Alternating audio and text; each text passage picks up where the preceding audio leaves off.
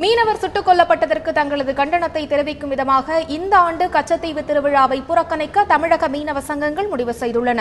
ராமேஸ்வரத்தில் செய்தியாளர்களிடம் பேசிய பங்குத்தந்தை சகாயராஜ் இந்த தகவலை தெரிவித்துள்ளார். நம்முடைய மீனவ சகோதரர் ஒருவர் இலங்கை அரசினால் சுடப்பட்டு சாகடிக்கப்பட்டிருக்கிறார். எனவே இதனை நாங்கள் வன்மையாக கண்டிக்கிறோம்.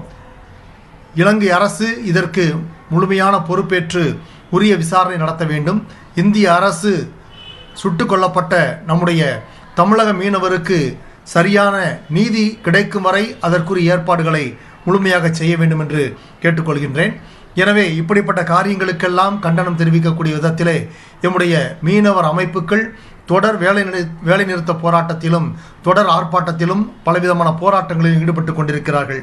எனவே அவருடைய இந்த போராட்டத்திற்கு வலு சேர்க்கும் விதமாக கச்சத்தீவு தூய் அந்தோணியார் ஆலய திருவிழாவில் இந்த ஆண்டு நாங்கள் யாரும் பங்கேற்பதில்லை என்று நாங்கள் முடிவு செய்திருக்கிறோம்.